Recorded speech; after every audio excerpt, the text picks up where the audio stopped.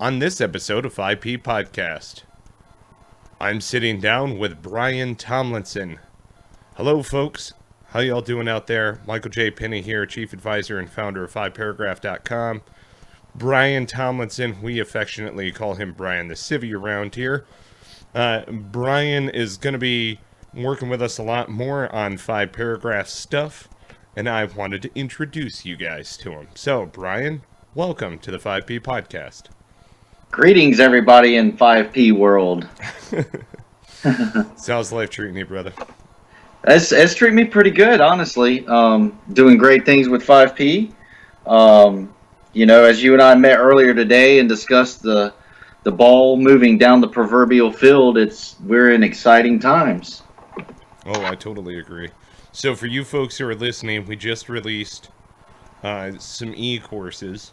So if you go to 5paragraph.com, you'll see the e-courses under the training section. Also, we will be sure to put links to those e-courses in this episode of the podcast. Brian is going to be working with us doing business development.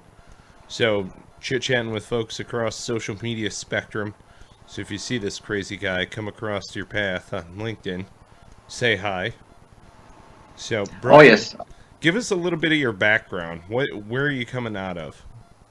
Well, I'm coming out of primarily project management. I've been a lot of things as the crow flies through the career spectrum. I initially really sank my teeth into or cut my tooth in construction, rose to project management and then ownership later and at different points in time, which took me into IT. I was sought after to manage several different large-scale projects, one being some of the casinos in Vegas. And over that time, one of the few things that I realized there were huge, vast inadequacies in not just communication, but in how businesses with interdepartmental structures, especially on large scales, but even on small scales, were not efficient, did not know how to function, operate with degrees of accountability, that actually had realistic expectations on timelines in all aspects of operating. But especially in the IT realm and construction, especially because that's the areas that I really focused on and just had the skills and experience professionally and life-wise to just jump in there and get it done. Working with it. Oh, go ahead. Well, when you and I first met, we got to chatting about some of this stuff, and we met years ago, 2015 is when you and I first met, but we got to chatting about your experience working at the Sands Expo Center. Yes, that was the greatest challenge that I've ever embarked upon as far as just literally being thrown to the wolves and realizing you're the only wolf in the room. Literally, nobody wanted to touch this project. Nobody wanted to overhaul the complete Wi-Fi system and the communication structure for IT over their Ethernet capacities and upgrade all their servers for every aspect of the entire organization, including the other businesses that are facilitated inside the actual physical structure of what is the Sands Convention Center, the Venetian, and Palazzo casinos. And they had at least 5 other pretty well-renowned project managers from around the world, not just our nation, to try to tackle this, and either they failed or they just could not figure out how to implement it and just how to build the teams necessary in a communication scale that went up and down the spectrum efficiently, and you could get responses and it not being such bulk content that you would get literally 400 or 500 emails a day. I had to just basically build a team with what they had because there were too many chiefs in some areas and not enough Indians in others. And pardon the euphemism, I know it's not PC, but that's just, I'm kind of old school, so folks, just take it with a grain of salt. Well, so Um, right, and a term heard around the water cooler. Don't get me wrong, but this makes sense though because we were jiving on the wavelength of how does 5 paragraph fit into, essentially the real world, so to speak, right? So my background coming out of the military, where too many chiefs, not enough Indians can be a real thing. I mean, there's a lot of Type A personalities that are floating around in there. But we're jabbing on this wavelength of how 5 paragraph fits within project management perspective. But we were also talking about, because you had shared extensively about your background in construction, but more focused in concrete construction and the timing that comes along that. What else have you done construction wise, concrete, any other big projects that you can talk about? Let's put it that. yeah, Not to sound cryptic, but there are some of your projects working for the government that you also can't talk about, which is kind of cool. That's the other reason why we get along. yeah, and as a civilian, that's pretty awesome too. It's a great feeling because I'm like, dude, I kind of dig covert construction. For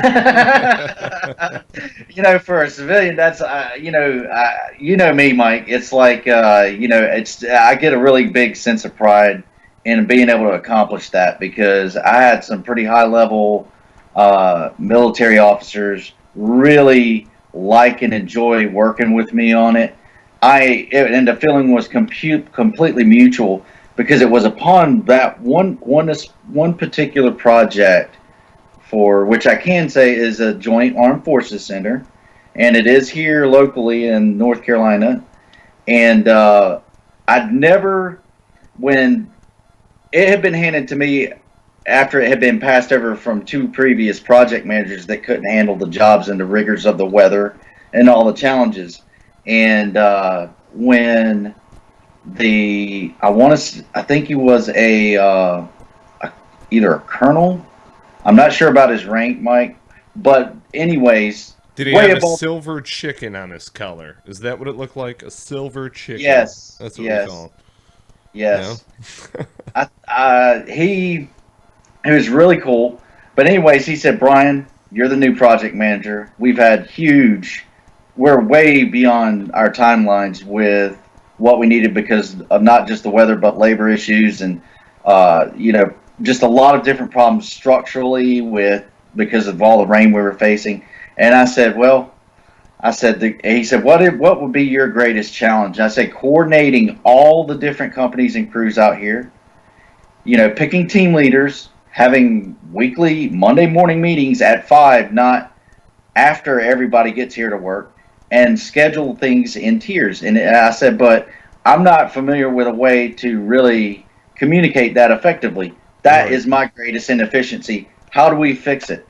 And that's what he said to me. He's like, yes, we have the way.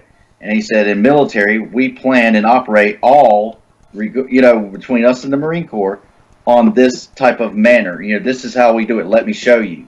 I'll bet. He's like, better yet, I will show you. And he got some of his guys together, told them to help me and disperse and just listen to me. And we were basically operating off of his command structure.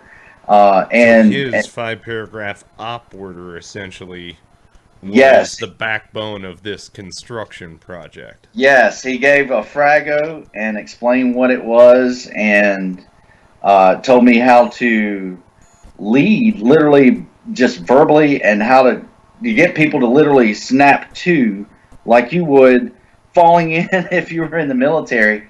Right. And all these other things, to get people's attention and then use them to set the standard for all the other companies involved with this construction process that were civilian organizations. And it was quite amazing. It actually worked. Within a day, it was amazing. It worked.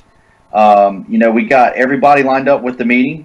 We figured out the disparities in how we were stepping on each other's toes, because we couldn't all operate at the same time and in the same areas, it happens a lot in that scale of construction. Right.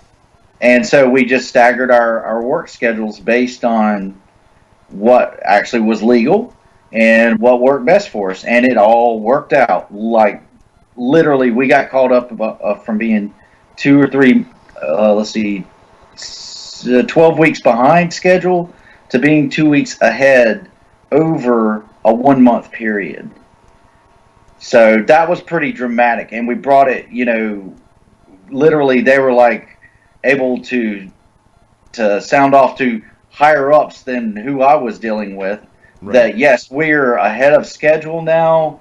Bring in whatever the next shipment of materials, which were things that technologies and things that I cannot discuss. Right. But just to outline how I got associated with 5P, that was the most prominent experience among others at a much smaller scale. But this is where it really, this is where the rubber hit the road at that point for me, where I gained traction in understanding by applying all the the actual structure of what has been created with 5 paragraph. Yeah. Well, it's interesting because that was, those kind of 2 stories. Well, that and I mean, your father is a Marine.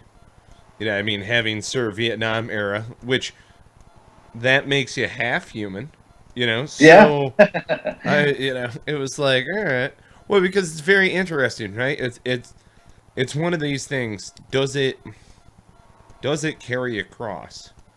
You've got this guy who's coming out of the Marine Corps and me wondering whether or not this planning methodology will work in a civilian capacity. And I just say civilian as a broad term because it's outside of the military. I mean, what do you want me to say? And can it be taught to those who have never served a day in uniform? Yes, obviously it can be taught to individuals who have never served in the military. I knew that from the get-go. Whether or not it would work and whether or not it would be an efficient method for running teams in your world, meaning contractor, construction, project management, and a variety of disciplines, a variety of different types of specialties go into the various projects that you've worked on. And managing that as well as the expectations of your higher-ups, well, that can be easier said than done sometimes. Oh, absolutely. Yeah, absolutely. One of the greatest attributes I think my father instilled in me with his background was, specialized work. Having when we were working together, be it say in our garden or with projects for people that we did as far as just goodwill gestures to help people that were elderly with different yard projects or whatever we could do to help repair their homes and things. He's like, okay, you focus on this area. My brother focused on something, my sister and he. So we were all doing specialized work, and he was managing us so that we all came together, moving everything in phalanx forward at the same points in time to accomplish our goal. And that's how he really, it came to light as I got older, because I didn't understand it then. Mm-hmm. But as I got older, right, and the more that I worked in a skilled trade, and in that atmosphere, as I got older, became a business owner in construction. Someone asked me, what would it take to get you to do a large scale project? And this is before I was in that area of the industry. I said, practically an army of men trained in their respective specialties so that they all know what to do. I just have to bring them together at the right points in time and assign tasks and just turn it over, because they all know what they're supposed to do and why they're there doing it. They don't have to question me. And that's that was the point of contention with specialized work with all the civilian entities that I'd ever dealt with, unless I had a veteran that, especially from the Marine Corps or Army, which that always was the case, that was my point of contact with other organizations. Because when I met those people, everything just fell into order. Everything was just the way that it should be. And dealing with other civilian, it was a lot of wasted time. It was vastly inefficient in communication and degrees of, especially people, is like everybody showed up for their first day of work every Right. time. Right. Every time I'd start a new project, it was like everybody was just starting a new job. Everybody with their organization is like they got together as a group and they all showed up for their first day on the same day. It was amazing. It was a totally it boggled my mind, and because I'm OCD about it, it drove me crazy sometimes. Right.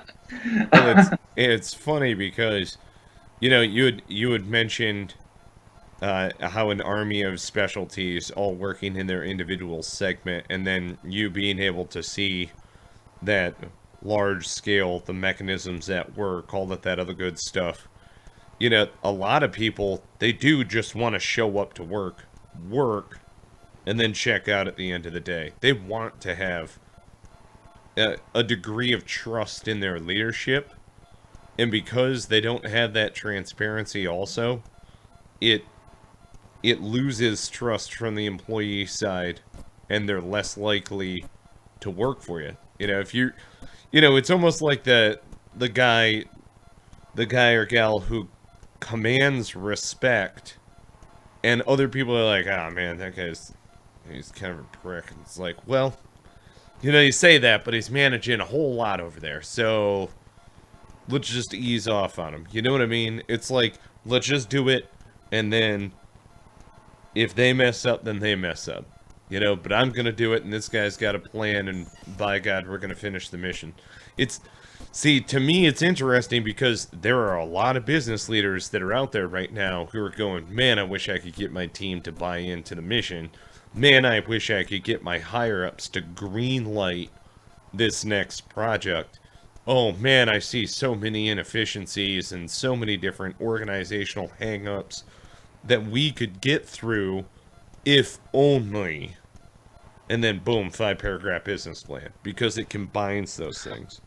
Right, and the beauty of it, like when you really spent the time educating me on how this functions in the actual, just like the classes, the e-courses that you've established and built and created, which are absolutely amazing and easy to walk through for anyone. Thank you. Once I understood it formally, like in the fullest extent, not just willy nilly on a job site from someone who did a great job informing me on how to operate better. Having the full both sides of the force here that function very well, but having that knowledge and then seeing it now, it's like, man, where has this been? I wish that this had come years ago. Because so many people with their careers, their work, could have truly benefited, and could their organizations, which many have simply vanished, bankrupted, gone belly up because of economical constraints or challenges, or just poor business planning. And 5P can addresses all the problems. Right on, dude. Well, I sure believe in it. I mean, otherwise we wouldn't be doing this. I'll tell you what. I just got done doing a workshop with a class, Mid-Michigan Health, and it was a healthcare administration workshop geared towards them, because we can tailor our workshops. So if individuals who are listening out there, if you're looking for professional development, some sort of continuing education, but you want us to tailor the workshop, that is to say, your 5-paragraph business plan, and then a 6-hour, day-long workshop, a certifying period of instruction, we can do that for you. And I just got done doing this with Mid-Michigan Healthcare. Out of 30 people that were in the room, 3 of them were men. I'm coming out of the Marine Corps Infantry, where you literally have no women whatsoever. Well, maybe they do now. I don't know. But I had never thought in a million years that I would be standing in front of an audience that was, for the vast majority, women, but also on top of it, I mean, these ladies took to 5-paragraph extraordinarily well, because they're healthcare administrators, so anything leadership-wise that is going to wind up tackling some of the inefficiencies that are within the gigantic mechanism, and they're achieving magnet status using 5 paragraph. You know, it's the same thing. Department of Rehabilitation and Corrections in Ohio, they're using 5 paragraph to do instructor trainer. Medical Mutual Insurance of North Raleigh, they have doubled essentially in size, 100% revenue, $270 million. And I can quote these numbers because I've got the feedback. But the results are shocking to me. They're shocking. Because you put the tool in the hands of the user, and then it's like, well, I didn't even think to use it that way. You know, that is what's great about sitting down, brainstorming, working with you, going over the e-courses. I mean, you've been a huge, huge help in bringing this thing to fruition. So I am just absolutely grateful for you and appreciative of all the value that you bring to the team. And I really look forward to working with you more in business development for 5 paragraph. This is awesome. So Yes, it is. I am both humbled and grateful because, I mean, this is one of the. This is priority for me because of the value that you've placed, and it's not just because you do it. It's because of the value of what you've created. It is. I believe what will be essential in making a difference and how businesses operate. But not just that, but because of if they operate on it and use it to the fullest extent with training, that these organizations will turn far greater profits than they can even project because of the vast improvements with efficiencies in every area of their business. Amen, bro. Well, we're putting it out there for you, folks. Go to 5paragraph.com, click on training. If you see Brian Tomlinson pop up on LinkedIn or anywhere else on social media, be sure to say hi. We're a friendly group over here. So if you would like to reach out to us, be sure to email us, contact@5paragraph.com. That's contact@5paragraph.com. Or you can call us 919-827-0898. Again, that's 919-827-0898. It's all available right there at 5paragraph.com. If you'd like to schedule a phone call with us, some sort of advisor session with us, too easy. It's right there. Click schedule a call. It's on the homepage. We're super approachable. We enjoy advising. We really like working with people on how you can get the most out of your 5-paragraph business plan and go and achieve success in whatever your endeavor is. So, Brian, thank you so much for joining me on an episode of 5-Paragraph Podcast. This is the first of very, very many more that are going to be coming out here. All right, folks? So, Brian, thank you. Thank you. You're welcome. And it's great to be here. All right. Take care, folks. Until next time, take care and be well.